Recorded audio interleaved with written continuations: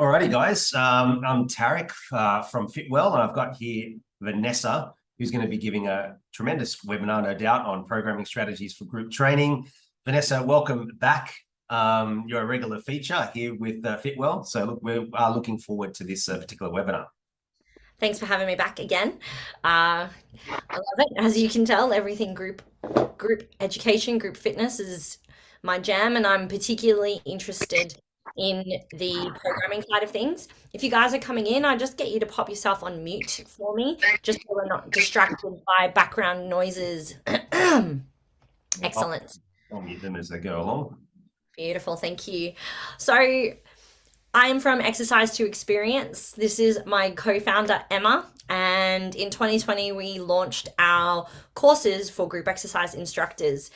My background is in personal training, in group exercise, and particularly in the performance and rehabilitation side of things. And Emma's background is a little bit more in the dance, acting, performance side of group exercise. And we worked together at a big box gym for quite a few years. And we really wanted to level up group exercise as a whole across Australia, across the world, because we know how transformational group exercise can be for people. It brings you together. It has the chance to draw you into exercise more than I think than just coming into the gym floor and participating by yourself and doing a program. Not saying there's not a place for that, but I definitely think group exercise is a really good starting point to try to get the 80% of the population out from under their rock and into facilities and into gyms. And that is our mission statement. That is exactly what we look to do. So I want to know just a little bit about you. I've got a couple of you here, and I know if you're watching this back on the webinar, this slide might not be relevant, but if you're a PT, if you're a small group instructor, or if you're a group exercise instructor, all of the points that I'm about to go through will actually help you. So when we're looking at programming, particularly as a difference between one-on-one and small group or big group training, there are some fundamental things that we need to think about, not only for the members' sake, but for our sake. So if I've got you here right now, pop yourself in the chat box if you're already teaching groups, because I'm super interested to know. And at home, make a mental note. Where do you want to teach? Do you want to teach larger groups? Do you want to teach smaller groups? How are you currently going with what you're teaching right now? All right. So the reason why I want you to ask these questions of yourself is because group exercise is more than just exercise. When you look at going to a cafe and you order yourself your favorite piece of avocado and toast, you know that you can make that avocado and toast quite easily from home. So we know that we can run exercise from home, but we also know that the participant level is super low for group exercise or for any exercise at home. So what is it about group exercise that people are drawn to? Well, it's convenience. Convenience of having someone lead them through a workout, maybe the convenience of the location, maybe the convenience of the other services that you offer with what you're doing. Maybe it's your service. You have excellent customer service. You remember everyone's name. You can dial in and they feel really, really special every time they walk in or within a class. Maybe you're really good at celebrating the little wins. The above and beyond. This is where, you host member get-togethers, or maybe you give a little freebie every now and then in terms of like a free smoothie or a coffee day or something like that, where your members know that you'll go the above and beyond for them. Because 9 times out of 10, people are coming to your facility for community and culture. They want to be immersed in the message that you're sending out, in the feel of the class, and how that executes as well, and the relationships they can build within those classrooms. Which is what brings me to the immersive atmosphere. So the more immersive, the more community-based, the more present they are within your facility, within your class, the likelier they are to stay around for a lot longer. And the more likely they are to bring their friends, to bring their family, to bring everyone that they know into your facility, because they're getting more than just exercise. They know it's more than just a class. So how do we create more than just a class? Now, through our education, we go through all of these pillars, but today I wanted to focus particularly on group programming because I feel like it's where a lot of instructors put a lot of work into it, and quite often it's where we fall down the most as well. And one of the things that I have said most recently is your programming is how you want your brand to feel. So that's really important. If you think about what message you're trying to send about your brand, about who you want in your gym, your programming is the living, feeling, breathing version of your brand. And so that's why it's really important to understand how that feels to your members and to each individual member. Because the really great thing about being a freestyle instructor is having control over those programs. But quite often that means you've got a lot of work, a lot of time to put in, and so much to think about when you're actually looking at your class programming. Sorry guys, I just need to shut the door.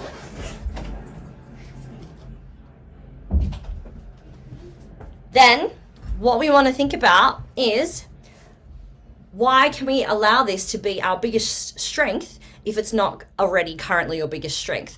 So we want to work on your group programming. We want to get this going, allowing you to have control, time back so that you don't have to spend hours and hours and hours programming outside of your classes, allowing your members safe and effective programming as we go. So we're going to look at a concept that I like to call rigid and loose programming.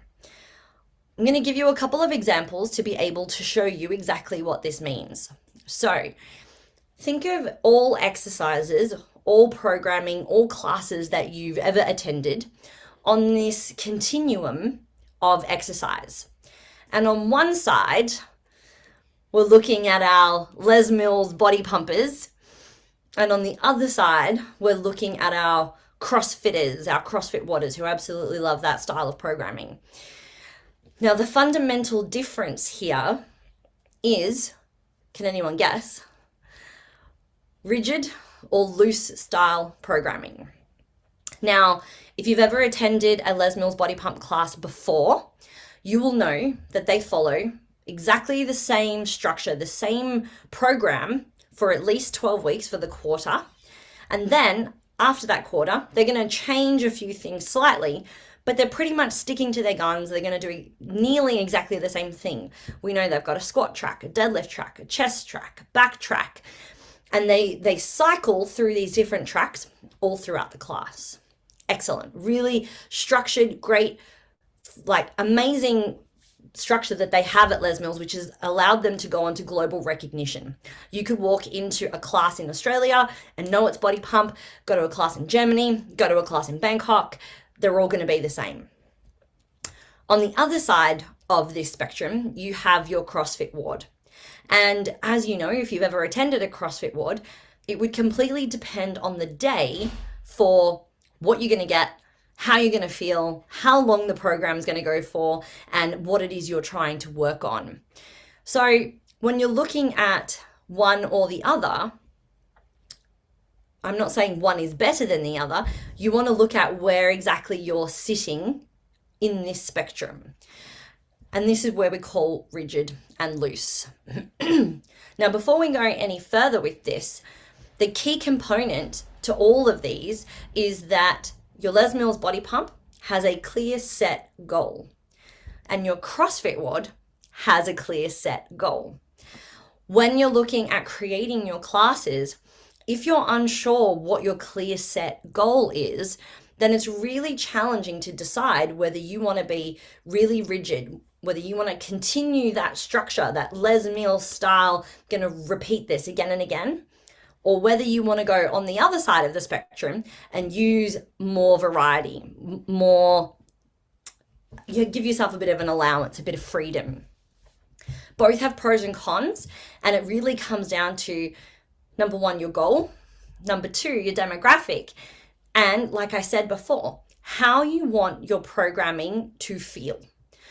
So this is really important, is the feel of your studio, your facility, or maybe even different classes within your studio and facility. You might want them to feel a little different as well.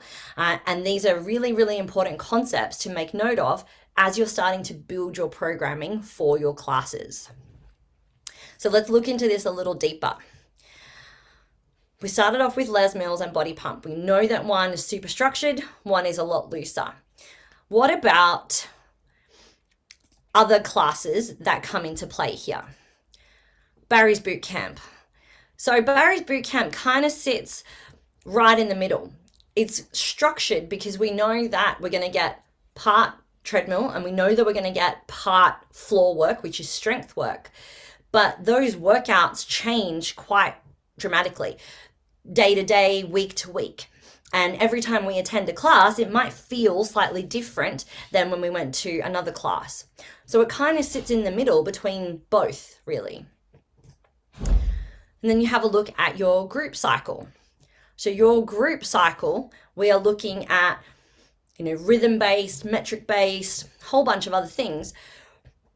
But we know that most cycle classes, particularly freestyle classes, are going to have a definite structure and a definite flow so that you can do some climbs, you can do some sprints. You're going to get the same feeling, which is a bit of a cardio class. My personal favorite on this spectrum, who have done more loose and varied programming really, really well, is actually a Zumba class. Because the Zumba class itself is actually quite varied. Lots of different dance moves. The teachers will have different flares and different music that they're going to go into. But when you've walked into a Zumba class, the feel of it, you can see the look of it, and you understand the brand of it as well. That there is a real definite feel to how it goes, whether you're doing it at a big club or whether you're doing it in a hall in a community center. And that's a really strong brand, and it's a really strong programming feeling brand as well. They knew how they wanted to align their branding with their programming, with the feeling of that, and that's why you can recognize a Zumba class anywhere. F45 is really, really interesting, and again comes right into the center where the structure is relatively the same. When you're looking at a circuit class, there's only really so many ways you can do a circuit class. So there's lots of variety in terms of exercises, but it's a little bit more structured just because the equipment and what they have within their facility doesn't allow for a huge amount of variety. So let's think of those considerations there. I talked about equipment and space. Equipment and space are going to be your number one, not detractors, your first factors when you're thinking about programming your class, because you need to take those into account to know how much space you're going to have, how many people you can have within your facility, availability of certain pieces of equipment, and if you're doing a circuit or even if you're doing a floor-based class, how you're able to program in that feel. Whereas if equipment isn't an option for you, you don't need that with a Zumba class or maybe with a cycle class because everyone's on a bike, it's equal equipment. You probably have a lot more freedom in your choice. I tend to find that if you have more equipment considerations, it is easier to go towards a more rigid style, having a little bit more structure, having a little bit more routine to your programming. Where on the other side, if you've got a little bit more space, CrossFit Worlds have plenty of space. They also do have lots of equipment, but they're able to share that equipment around quite easily. And what you're really looking for is the ability to work in and out and maybe even stagger people working. Not 100% necessary to get everyone working all together. So let's write a couple of things down as we start to think about it. We've got our goal first. We're going to get into some case studies. We've got our demographic, who's in front of us. And then we have how we want our class to feel in terms of our brand. Are we a push really hard all the way to the end? Or are we very inclusive and you can make it your own style workout? Or are you maybe a little bit, I don't even want to say softer, you're a little bit less intense, maybe more moderate intensity, working on strength, working on building your endurance. All of these things work really well. Now we factor in our equipment and we can start to see whether we want to work more rigid or more loose. Does anyone have any questions so far while I've got you here? Not yet. Pop it in the chat box if you do, I'll keep an eye on it. So, how I have gone about creating every single one of my classes, either for big box gyms or for the really small studios that I've worked at, is creating either a format or a structure. You want to create something because starting from a blank slate every single time means that you have a lot of work on your hand. So if you're planning a brand new workout every day, like a CrossFit WOD, you're going to have to dedicate time every single day to creating a brand new program. And if that's something that you want to do, amazing, go for it. But if that's something that sounds like a lot of work and very intimidating, then you want to give yourself a starting point, a set of rules or an idea that you can start to follow so that you can recreate your class in less time.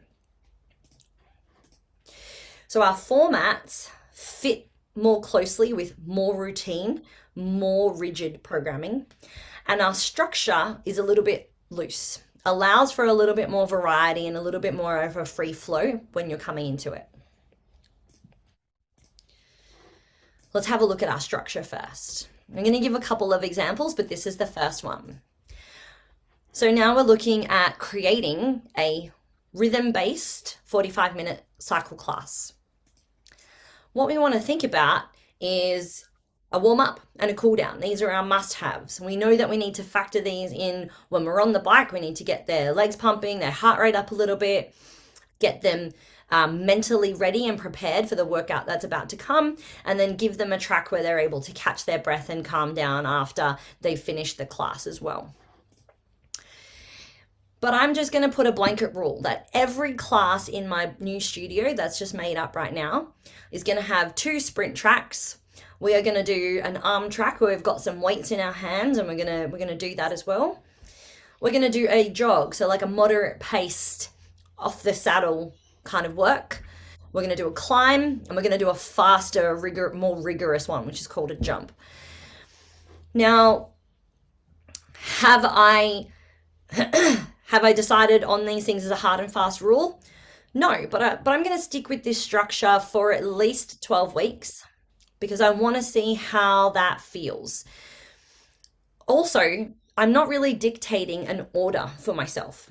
So I have quite a lot of flexibility over how I want to program that in class to class or week to week. You know, I could put my 2 sprint tracks right after each other. Might be a little bit mean, but hey, if I want to do that, I have the flexibility to. I also have the flexibility to double or triple up on any one of those because I need to then reach the 45-minute class time length, that is. So I'm able now to be really flexible with how and where I want to fit that into my class structure because I'm going to the beat of the music. I'm just working in and out, pardon me. And I know that I can include 2 jogs, 4 sprints, 1 arms track, 1 jump and 1 climb one week. And then the next week, I'll do just the 2 sprints and I'll do 3 jumps, 2 arms tracks instead. So week to week, I can mix it up if I wanted to, or I could keep it the same for a little while. This structure is also how Zumba classes are loosely based. You have a warm-up and a cool-down, and you're focusing on getting the body moving and then cooling the body down. But then people will have to include certain types of tracks or dances in their workouts in between. And it's up to the instructor, to their discretion, where they put a rest time, how many fast-paced tracks, how many slower-paced tracks they want to include based on their demographic or based on the people that they have in front of them. I really like structures when you They work really well for a cardio based class where you can kind of use the ebb and the flow of the feeling of the room and see how hard you want to push people. Um, but it does mean that if things aren't going to plan, you've got to be really, really adept at thinking on your feet and being able to give people a cue, an exercise, or a track straight away off the top of your head.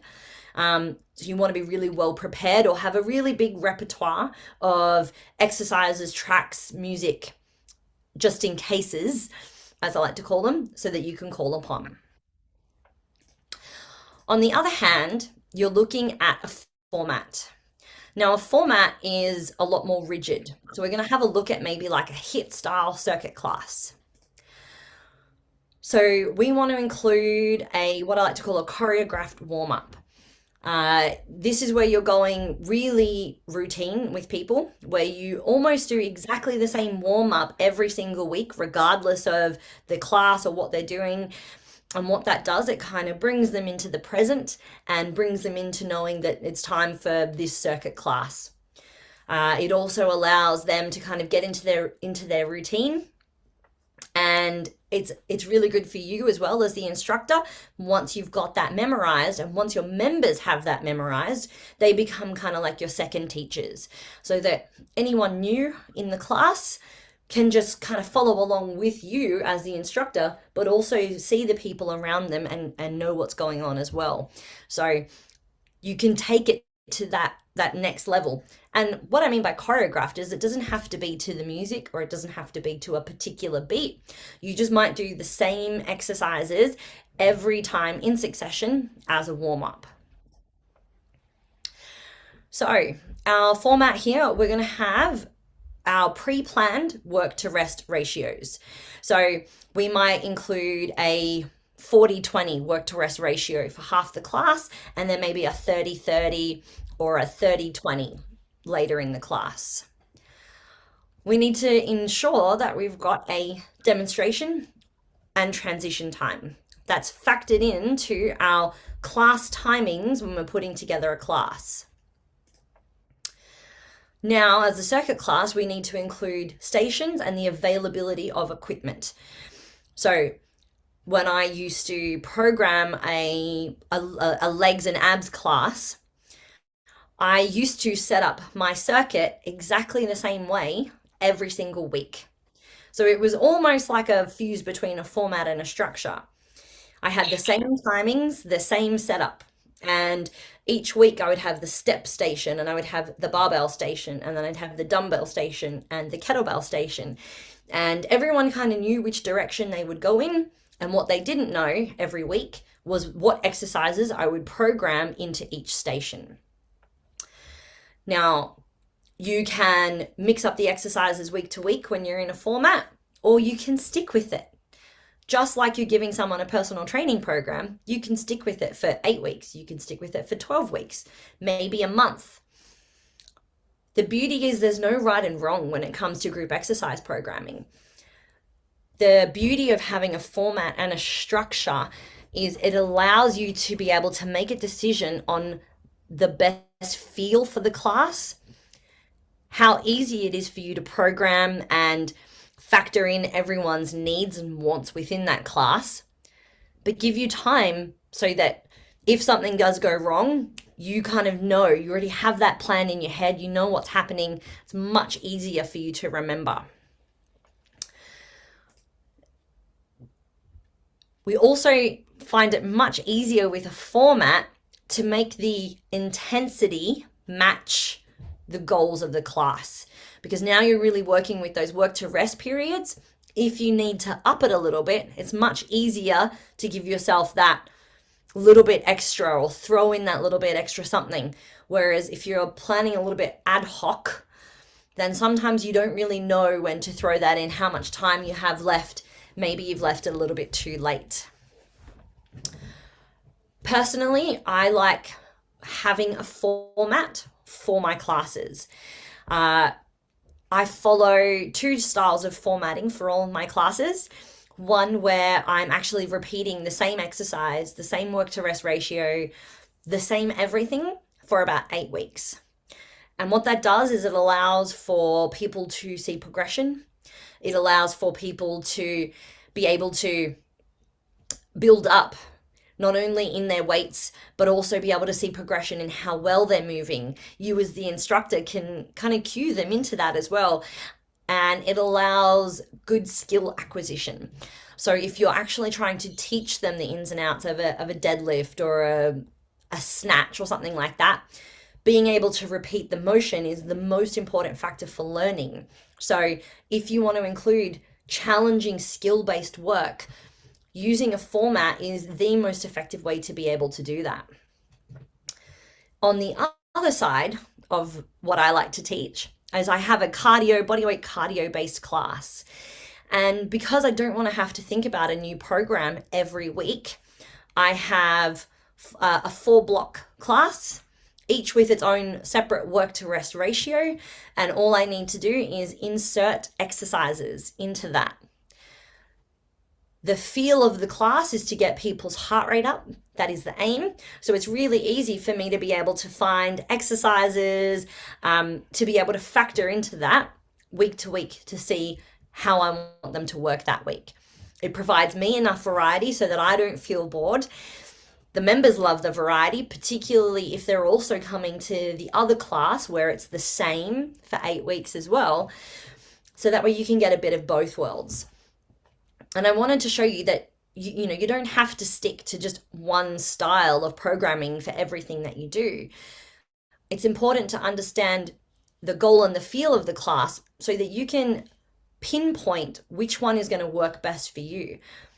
How much time do you want to spend in each and every class? Because I can guarantee you putting together a class like this when I used to teach cycle would take me 40, maybe 45 minutes with the music and then understanding exactly what I wanted to put into the class.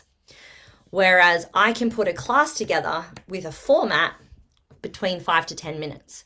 It really doesn't take me very long because I don't have to think about the time that I need, where everything goes, the equipment that I need. I know it's already there and I just need to factor in some exercises. And the big reason that I am really dedicated to this and dedicated to getting my group instructors following these styles is because we spend a lot of time and we have a lot of decision fatigue when it comes to actually running the class itself.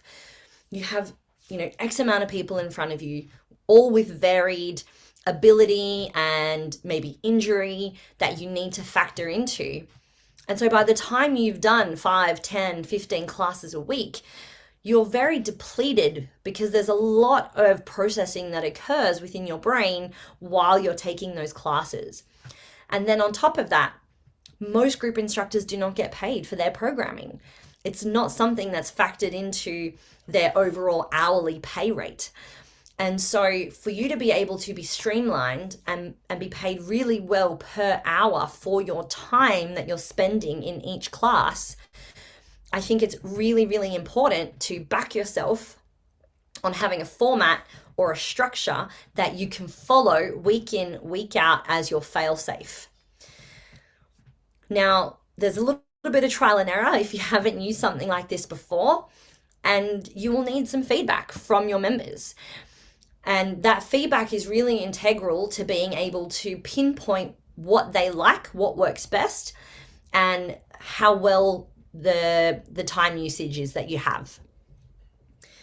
Now, one last point, well, it's a big point, but before we go, is we're all down to that last stage of our class programming, which is choosing the exercises that we want to put into a class. And what I want to remind everyone about is something that I call metabolic cost. Now, metabolic cost is every movement that you make at any stage of the day has a price. And think of your energy like a budget. Now, some exercises have a higher price. They're going to cost more of your energy than others. So when you're looking at your programming, does this exercise just increase your heart rate and your blood pressure? Is it increasing that respiration rate and vasodilation? Is it purely cardiac? Or are we now really starting to get very complex? Are we stringing together lots of movements, lots of deadlifts, lots of snatches, lots of skill acquisition within those classes for the depletion of neurotransmitters?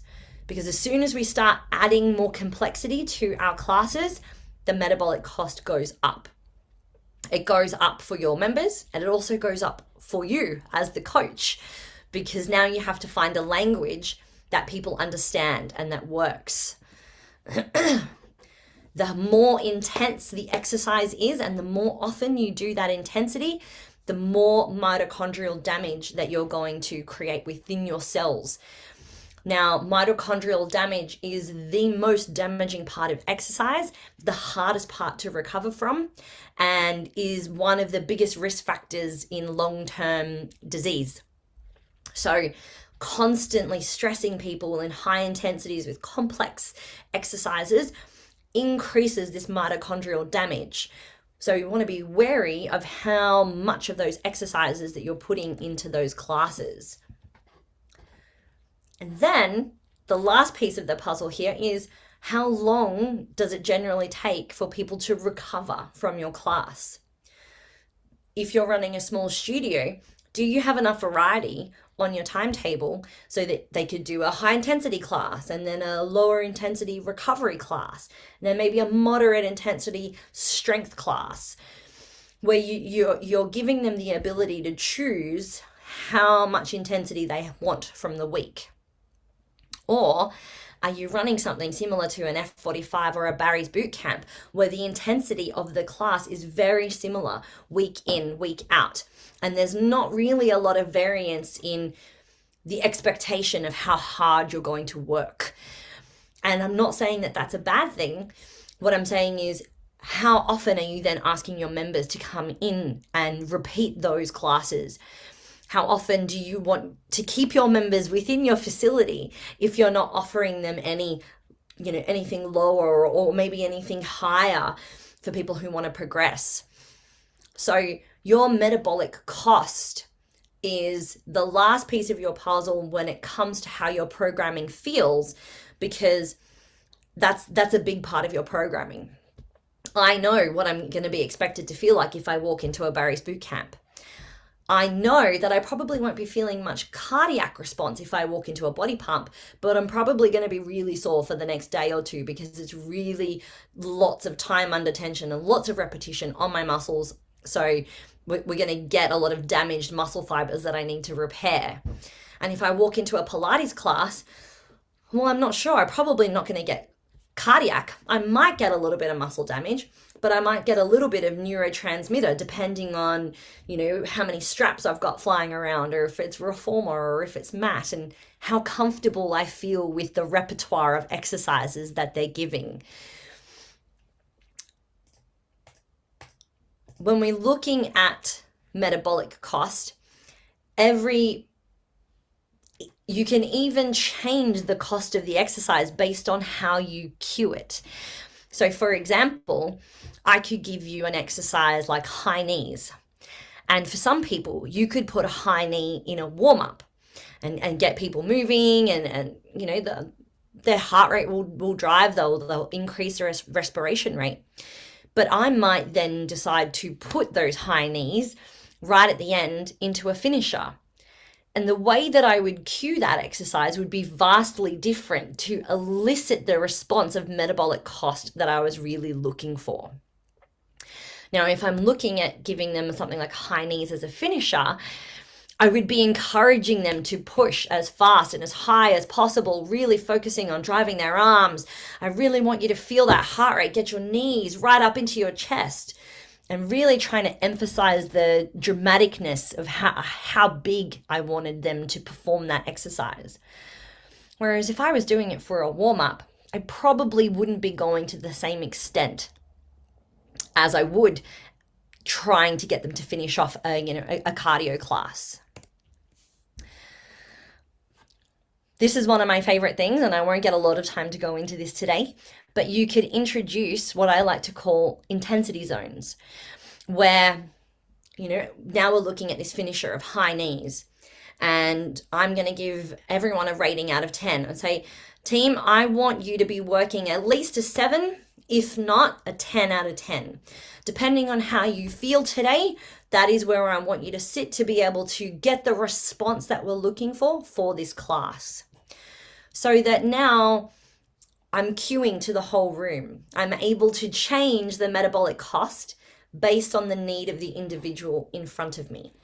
So if Sally is a little bit tired, she didn't sleep, all of those factors that we know we need to take into account, she doesn't feel so bad if I'm telling her to do a 10 out of 10, but she actually can't give me a 10 out of 10. She has no capability to do that.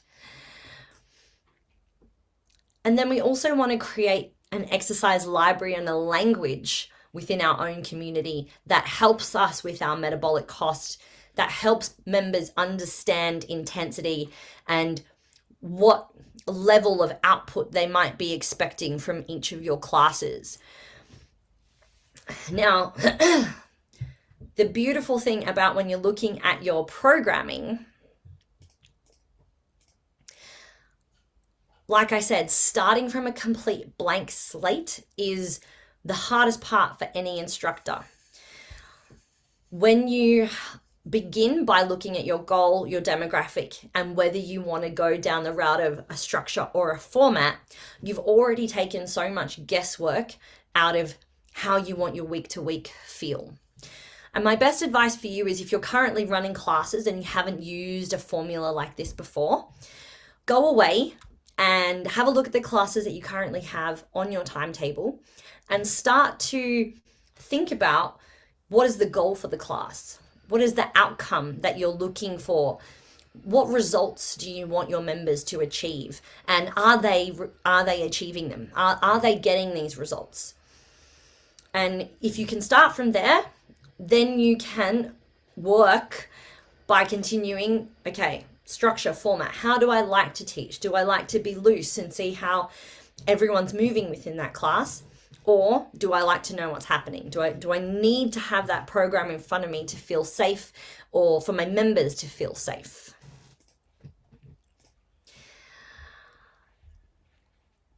I think from what I've seen with a lot of group exercise instructors, this part of group exercise programming is really personal, and it really takes one studio from the other. It gives you your brand identity. It gives your members the feeling of what you want them, to live, how you want them to live. And I think it's really, really important for you to decide how often you change that structure or that format, whether you keep it indefinitely like I did. I kept my bums and abs class for 5 years and I did not change the format at all. And I didn't need to because the members loved it. It was packed out every week. Whereas I'd change my cycle class every week. Sometimes if I had to do several classes a week, I'd actually change it within the week just in case I had members coming back to back classes. So you can decide how flexible, how loose you need to be, but be aware the looser you are, the more your time is going to be spent in that programming outside of your classes. And then last but not least, remember to test the exercises that you need to or that you're unsure of. Sometimes the test might actually be the transition from one exercise to another. You're not sure how that intensity might work. So be aware that sometimes by programming them back to back might completely change the feel of it. Or perhaps you start to notice when you're in your classes that from the get-go, you're telling everyone to go as hard as they can, when in fact you don't want them to go as hard as they can in the first 10 minutes of the class. You actually want to wait till the last 10 minutes of the class to tell them to go as hard as they can. So you need to change your language about how you teach your classes. All of these points, every single one of these points we have covered, will be up and available on some of our Fitwell platform, but also when we launch our brand new course next year. Now, for the couple of you who I do have in here, do you have any questions? If not, then I do. So going back to the idea of the format, are you suggesting it's structure and format, or structure or format? Can you use both interchangeably? Structure. Well, I mean, sometimes a format's so loose that it becomes a bit of a structure. It really depends on where you go with it. But in my mind, a format is kind of like a program, like you give to your client. You'd say, I want you to do X amount of reps of these exercises, and I want you to do that for X amount of weeks to elicit a response. Gotcha. And then, Whereas, yeah, yeah, the sorry. structure, no, it's fine. The structure is a lot looser than that. So it kind of, a format is rigid like that, and then it starts to downgrade as you go. Yeah, I like the concept of format because it does include the breakdown of the session and also the variables, right? The programming variables. And so to that point regarding selection, is there, in regard to formatting of a class, is there any sort of advice there around the numbers? Like if you've got a semi-private, small group, larger, like, can you give some parameters there? That's a really good question. That is a huge science lesson. um, I think, look, I think a lot of PTs program like a PT. Mm. And what I mean by that is they don't take into account things like demonstration, transition, and equipment transition time. And then also the ability to go to every member. So if you're doing a small group session, you still want that personal connection with each one of your members, and that takes time. So if you've spent an entire minute coaching and cueing a really complicated exercise that only one person is doing, you haven't factored in what everyone else is doing. You've kind of left them all behind. And that becomes a really big part of your overall programming. Now, when people ask me about parameters or work to rest, the only thing that I would blanket rule say is that if you're doing high intensity interval training, make sure you give people enough rest and you coach intervals well, because I don't think we coach them well in the fitness industry. Otherwise, if you got 45 minutes, you got an hour, you can do so much. Like there's so much variance that you could throw into that program. That's where I think people get a little bit overwhelmed, is there's so much choice. And what I'm saying is initially cut down that choice, replay what you think is a really, really good system for them to grow, to learn, to get better. And don't be afraid of doing the same thing, because the members don't know. The members don't even realize half the time. It's us who thinks we're being boring. But by repeating the same format, that same workout, what you then are able to do is connect. You're able to actually give people an experience. You're able to use your language to help people move better. Hey, Sally, can you go that fraction deeper on that squat? Oh my God, you couldn't do that 2 weeks ago. Well done, amazing. And then you move on to Billy, and then you move on to Bob. And the ability to do that, even if you're teaching a room of 20 or 30 people, you can't discount how important that is for people who are coming into your classes. And if you're constantly thinking about, what do I have to do next? What's coming next? What exercise is this? How hard are they working? If you're constantly making those decisions on the fly as an instructor, then you don't have the brain capacity to be able to go to those members and actually connect with them and actually focus on your language and how you deliver that experience to them. And I think that part is what fundamentally gets missed when it comes to group exercise, because you do that in your one-on-one sessions or maybe even your two-on-one sessions. But as soon as you've got 4 or more people, you have to consider that. You've really got to understand how valuable your time and your language is in delivering that experience to those people. Yeah, and I'd say, dare I say, it would happen in a concept called present moment awareness. And so the idea there is that if the coach isn't constantly present with that group, connection isn't there. And furthermore, the anxiety of, oh, what's this person doing? Are they doing it wrong? Occurs too. And I feel that what you're saying here, and certainly how you both educate in the element of experience, it is about this present moment awareness coupled with the skill set, right? So having that repertoire of progressions, regressions, and so that's brought within the present moment, of that session. And I, if I was to offer any advice, because as you know, I've done plenty of group training myself in a functional format, right? It is about being present with that group, and then lo and behold, you will start to know who to help, because it doesn't become just an equitable decision making, right? Where it's being sapped, as you said earlier. It's like you're guided to go there, and yeah, maybe you want to talk a little bit more about that. I think it's a fascinating concept. I mean, it's more than a concept, right? It's lived out in the session. And I think, until you start to dive into what makes a group exercise program, it's hard for instructors to think about that concept of, oh, I can just be here for my members and I'm enough. I don't need the bells and the whistles of all of these really cool exercises and all these things happening. Is that the reason they're coming is me, and they want to come to me because of the experience that I deliver. And at the end of the day is what Emma and I teach, and we reinforce it with all of the science behind, work to rest ratios and all of that kind of stuff, so that programming doesn't get in the way of you and how well you shine and how amazing you are as a personality in front of those people.